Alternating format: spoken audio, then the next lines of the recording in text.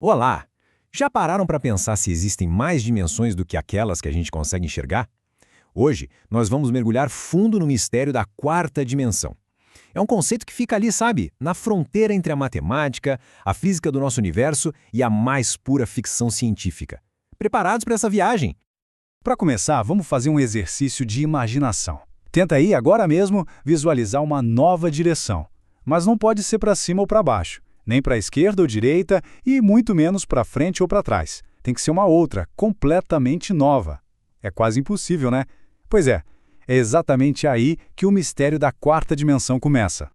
Bem, o nosso roteiro de hoje vai ser o seguinte. A gente começa num mundo que não dá para ver, depois parte para imaginar uma forma geométrica bem maluca, daí vamos ver como Einstein virou o jogo todo e, por fim, como essas ideias foram parar em alguns dos nossos livros e filmes favoritos.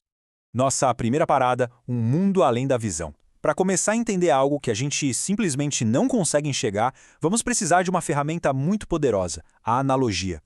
O truque aqui é usar o que chamamos de analogia dimensional. Essa ideia foi genialmente explorada num livro clássico, lá de 1884, chamado Planolândia. A lógica é até que simples. Para ter uma ideia de como seria uma dimensão acima da nossa, a gente precisa imaginar como um ser de lá veria a gente aqui, na nossa dimensão. Então, imagina um mundo totalmente plano, como uma folha de papel, e que a gente é um quadradinho vivendo lá.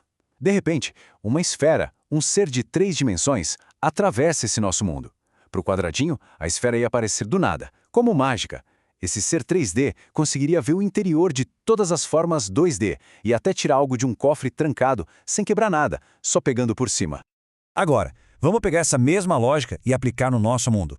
Um ser da quarta dimensão conseguiria ver todos os nossos órgãos internos ao mesmo tempo. Ou ele poderia simplesmente sumir de dentro de uma sala totalmente lacrada. É um pensamento que, olha, dá um nó na cabeça. Ok, já que a nossa mente deu uma boa expandida com essa analogia, vamos para o próximo passo. Vamos tentar construir a forma geométrica da quarta dimensão, o famoso tesserato. A lógica para construir isso é muito legal. A gente começa com um ponto, sem dimensão nenhuma. Se a gente estica esse ponto, criamos uma linha, que tem uma dimensão. Se esticamos a linha para um lado, criamos um quadrado, com 2 dimensões. Esticamos o quadrado para cima e temos um cubo, com 3 dimensões. Adivinha o que vem agora? Pois é, se a gente conseguir esticar o cubo inteiro numa quarta direção, perpendicular a todas as outras, a gente cria um tesserato. Esse tesserato, também chamado de hipercubo, é como se fosse o análogo do nosso cubo, só que em 4 dimensões. E a estrutura dele é fascinante. Um cubo normal é formado por 6 faces que são quadrados, certo? Já um tesserato é formado por 8 células, que são cubos. É um objeto puramente matemático que ajuda a gente a testar os limites da geometria. Bom, é uma ideia matemática incrível, um quebra-cabeça mental e tanto, mas a pergunta que não quer calar é: isso tem alguma coisa a ver com o mundo real? Existe mesmo uma quarta dimensão espacial por aí? E é essa pergunta que nos leva a um dos maiores gênios da história. Vamos para a terceira parte, a quarta dimensão de Einstein. É aqui que o conceito sai do papel e entra na física de um jeito que ninguém, mas ninguém mesmo, esperava. Em 1915, Albert Einstein virou o jogo. Com a teoria da relatividade geral, ele mostrou que a quarta dimensão não era uma direção espacial escondida. Era algo que a gente vive a cada segundo das nossas vidas. A quarta dimensão é o tempo. E essa simples ideia mudou para sempre a nossa compreensão do universo. Einstein nos apresentou o conceito de espaço-tempo, um tecido de 4 dimensões que une as 3 dimensões do espaço com a dimensão do tempo. O ponto principal é que elas são inseparáveis. Não dá mais para falar de espaço e tempo. Agora existe uma coisa só: o espaço-tempo.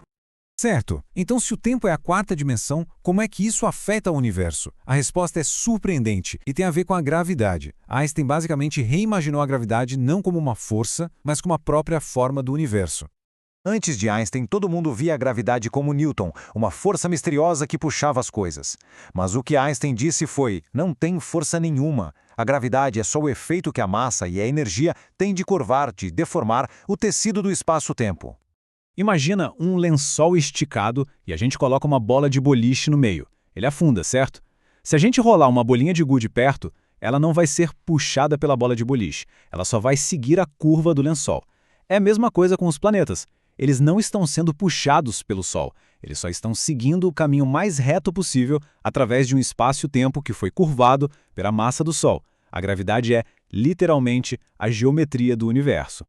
E agora, para fechar, vamos para a nossa última parte, a dimensão na ficção. Vamos ver como esses dois jeitos de pensar na quarta dimensão, um geométrico e outro físico, inspiraram alguns dos maiores criadores de histórias.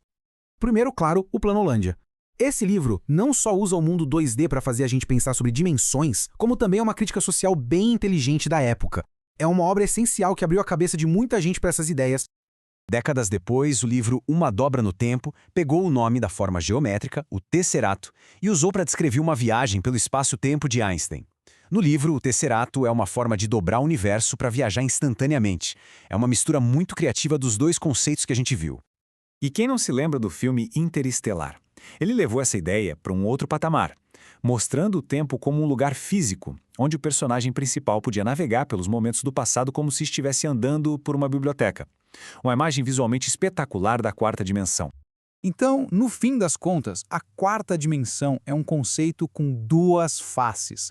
De um lado, como ideia geométrica, ela força a nossa imaginação a ir mais longe. Do outro lado, como o tempo, ela descreve a realidade em que a gente vive. E tudo isso nos deixa com uma pergunta final, daquelas de tirar o sono.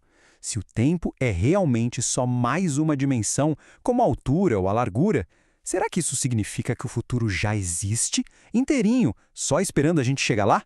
Fica aí a reflexão.